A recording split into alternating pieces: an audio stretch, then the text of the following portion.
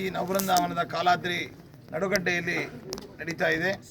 ಇವತ್ತಿನ ಆರಾಧನೆ ಬಹಳ ವಿಶೇಷವಾದದ್ದು ಮತ್ತು ಐತಿಹಾಸಿಕವಾದಂತಹ ಒಂದು ಹಿನ್ನೆಲೆ ಉಳ್ಳಂತಹ ಆರಾಧನೆ ಅಂತ ನಾವು ಭಾವಿಸಬಹುದು.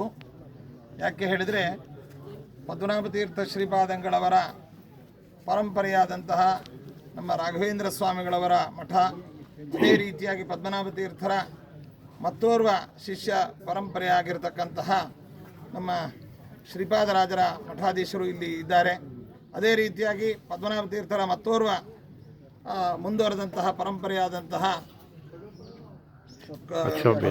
ಆರ್ಯ ಅಕ್ಷೋಭ್ಯ ಬಾಳಗಾರು ಮಠಾಧೀಶರಾದಂತಹ ಅವರ ಕಿರಿಯ ಶ್ರೀಪಾದಂಗಳವರು ಇದ್ದಾರೆ.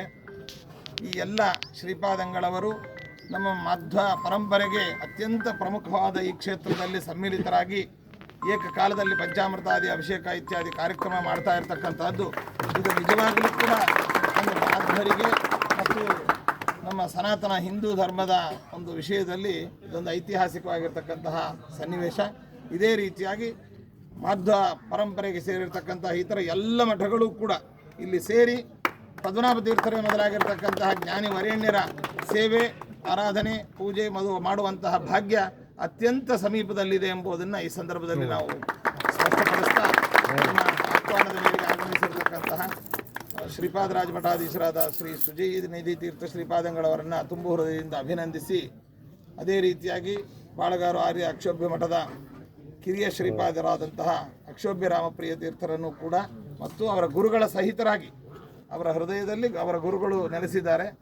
ಅವರು ಗಂಗಾ ತೀರದಲ್ಲಿದ್ದಾರೆ. ಆದರೂ ಕೂಡ ಅವರ ಸಮೇತರಾಗಿ ಬಂದಿದ್ದಿರ್ತಕ್ಕಂತಹ ನಮ್ಮ ಅಕ್ಷೋಭ್ಯ ರಾಮಪ್ರಿಯ ತೀರ್ಥರನ್ನು ಅವರನ್ನು ಕೂಡ ಅಭಿನಂದಿಸಿ, ಇಲ್ಲಿ ಆಗಮಿಸಿರ್ತಕ್ಕಂತಹ ಎಲ್ಲ ಮಠಾತೀತವಾಗಿ, ಪ್ರಾಂತಾತೀತವಾಗಿ, ಭಾಷಾತೀತವಾಗಿ ಆಗಮಿಸಿರ್ತಕ್ಕಂಥ ಸಕಲ ಮಾಧ್ವ ಭಕ್ತರು, ಅದೇ ರೀತಿಯಾಗಿ ನಮ್ಮ ಸನಾತನ ಹಿಂದೂ ಧರ್ಮದ ಅನುಯಾಯಿಗಳು ಎಲ್ಲರನ್ನೂ ಕೂಡ ಅಭಿನಂದಿಸಿ ಎಲ್ಲರಿಗೂ ಶುಭವನ್ನು ಕೋರ್ತಾ ಇದ್ದೀವಿ. ಪದ್ಮನಾಭ ತೀರ್ಥರೇ ಮೊದಲಾಗಿರ್ತಕ್ಕಂತಹ ಇಲ್ಲಿ ನೆಲೆಸಿರ್ತಕ್ಕಂತಹ ಜ್ಞಾನಿ ವರೇಣ್ಯರ ಅನುಗ್ರಹ, ದರ್ಶನ, ಅವರ ಕೃಪೆ ನಮ್ಮ ಮೇಲೆ ಸದಾ ಇರಲಿ ಎಂಬುದಾಗಿ ಹೇಳ್ತಾ ಎಲ್ಲರಿಗೂ ಶುಭವನ್ನು ಕೋರ್ತಾ ಇದ್ದೀವಿ. ಇದು ಈ ಸಂದರ್ಭದಲ್ಲಿ ಒಂದು ನೆನಪಿಗೆ ಬರುತ್ತೆ.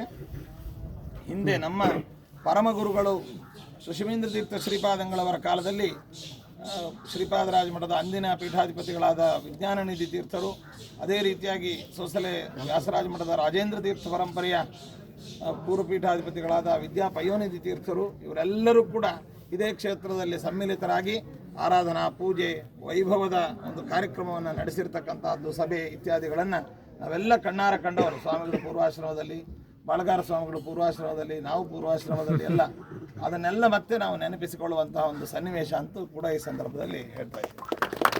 ಅವತ್ತು ಸೇವೆ ಮಾಡಿದ ಭಾಗ್ಯದಿಂದ